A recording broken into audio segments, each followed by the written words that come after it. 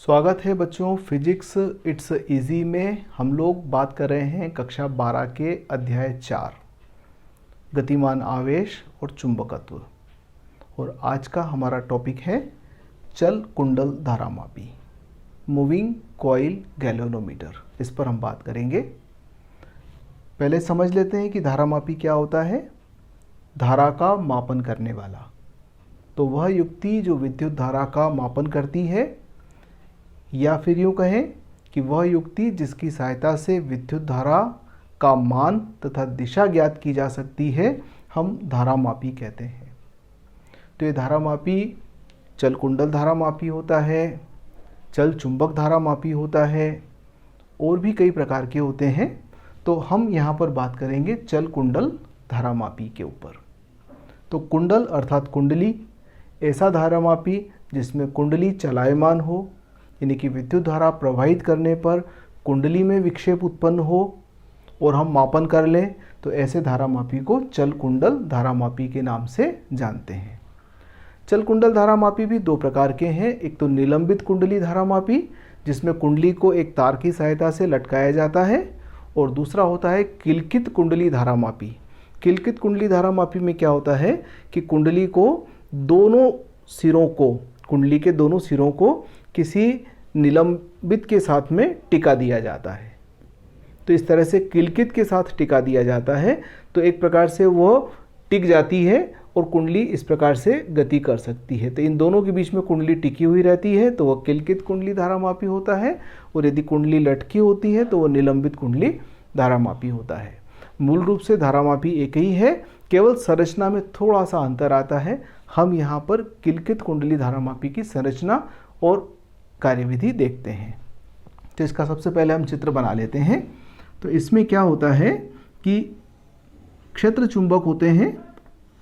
ये दो चुंबकीय ध्रुव हैं, एक उत्तरी ध्रुव है और एक दक्षिणी ध्रुव है।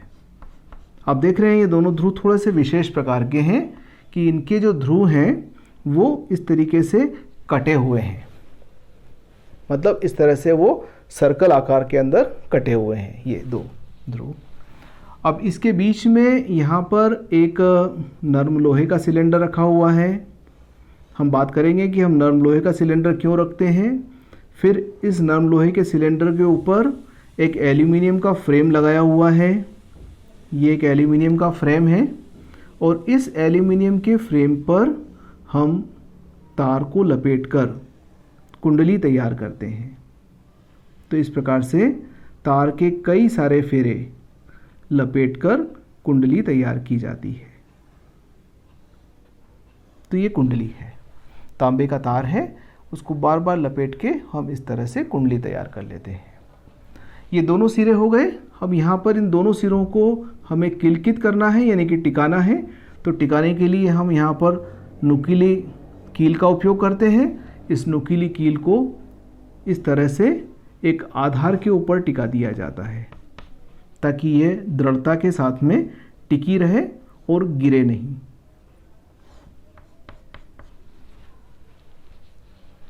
तो ये इसकी मूल संरचना है। अब मापन करने के लिए क्या करते हैं कि हम इस एल्यूमिनियम की फ्रेम के ऊपर एक संकेतक लगा देते हैं। ये हमारा पॉइंटर है, संकेतक है, और संकेतक पैमाने के ऊपर गति कर सकता है। तो ये पैमाना है 0, 1, 2, 3, 1, 2, 3। इस प्रकार से इस पैमाने का अंशांकन कर देते हैं। तो ये एक चल कुंडल धारामापी की संरचना हो गई। एक बार पुनः हम बात कर लेते हैं कि सी नरम लोहे का सिलेंडर है, इसके ऊपर एल्यूमिनियम की एक फ्रेम लगा रखी है। ये एल्यूमिनियम की फ्रेम है, और एल्यूमिनियम की फ्रेम के ऊपर हमने तांबे के तारों को लपेटकर कुंडली को बनाया हुआ है।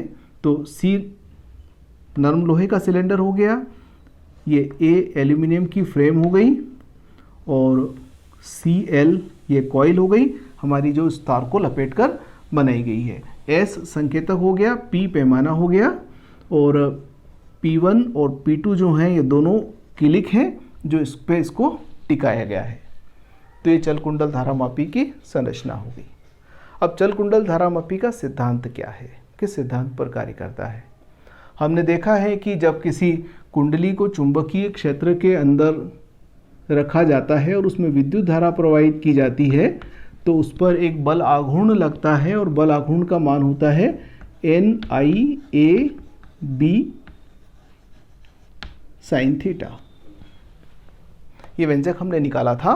यदि फेरों की संख्या n है, प्रवाही धारा का मान I है, क्षेत्रफल कैपिटल A है, चुंबकीय क्षेत्र की तीव्रता का मान B है और क्षेत्र सदिश और चुंबकीय क्षेत्र के मध्य बनने वाला कोण थीटा है, तो लगने वाले बल आघूर्ण का मान टाउ होगा। अब इस बल आघूर्ण के कारण से क्या होता है कि ये कुंडली में विक्षेप उत्पन्न होता है। यहाँ एक संरचना में एक चीज़ और हमें जोड़ना चाहिए यहाँ पर, कि यहाँ पर एक स्प्रिंग लगी होती है और जब कुंडली घूमती है तो ये स्प्रिंग टाइट हो जाती है और जब धारा प्रवाहित होती है तो इस पर बल आघूर्ण लगता है। बल आघूर्ण लगता है तो कुंडली में विक्षेप उत्पन्न होता है, ये स्प्रिंग टाइट हो जाती है। जब धारा का मान प्रवाह होना बंद हो जाता है तो उस स्थिति के अंदर यह बल आघूर्ण का मान समाप्त हो जाता है और ये स्प्रिंग वापस से रिलीज हो जाती है, संकेतक शून्य पर आ जाता है। तो लगने वाले बल आघूर्ण का मान टाउ बराबर NIAB sin थीटा के बराबर होता है। हम ये थीटा जो है ये A और B के बीच बनने वाला कोण है। जब चुंबक के ध्रुवों को इस प्रकार से रेडियल काटा जाता है, त्रिज्यीय काटा जाता है, तो इस स्थिति के अंदर थीटा का मान 90 हो जाता है। तो यदि B त्रिज्यीय हो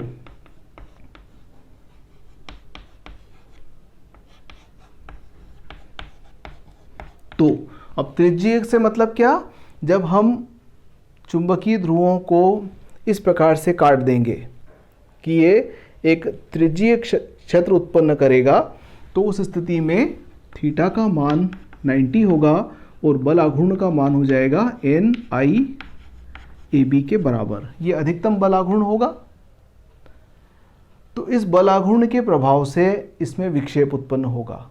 तो I धारा प्रवाहित करने पर इतना बल आघूर्ण उत्पन्न हुआ। माना कि उत्पन्न होने वाला विक्षेप फाई है और ये जो यहाँ पर स्प्रिंग लगी हुई है, इस स्प्रिंग का नियतांक K है। स्प्रिंग नियतांक K है, तो टाउ बराबर हो जाएगा K फाई के बराबर। स्प्रिंग नियतांक से तात्पर्य है कि प्रति एकांक विक्षेप के लिए हमें कितने बल आघूर्ण की आवश्यकता है। तो टाउ बराबर K फाई, इन दोनों की तुलना कर लीजिए तो NIAB बराबर K फाई, तो I बराबर क्या हो जाएगा K बटे NAB इंटू फाई।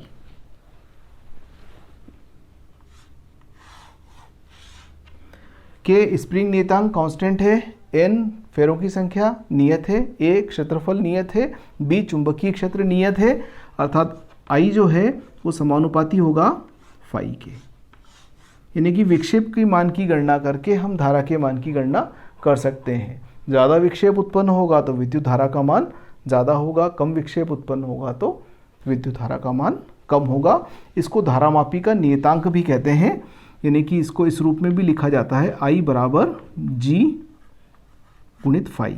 G धारामापी नियतांक कहलाता है। इसका मान K बटे NAB के बराबर होता है। अब एक टर्म आती है धारामापी की सुग्राहिता।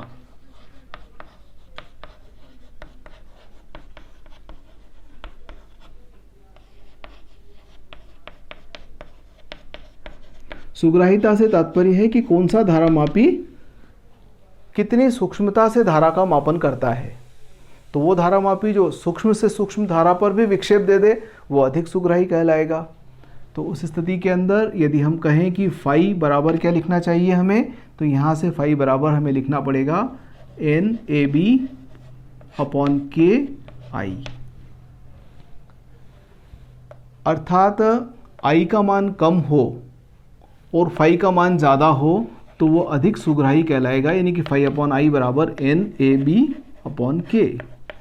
तो जिस धारामापी के लिए फाई अपॉन I का मान ज़्यादा होगा वह अधिक सुग्राही कहलाएगा। तो उस अधिक सुग्राहिता के लिए फेरों की संख्या ज़्यादा होना चाहिए, कुंडली के तल का क्षेत्रफल ज़्यादा होना चाहिए, चुंबकीय क्षेत्र की तीव्रता का मान ज़्यादा होना चाहिए और स्प्रिंग नियतांक का मान कम होना चाहिए। तो धारामापी की सुग्राह्यता इन बातों पर निर्भर करती है, एन पर निर्भर करती है, ए पर निर्भर करती है, बी पर निर्भर करती है और के पर निर्भर करती है। यानी कि sensitivity of galvanometer S G से प्रकट यदि इसे हम करें तो वो समानुपाती होती है एन के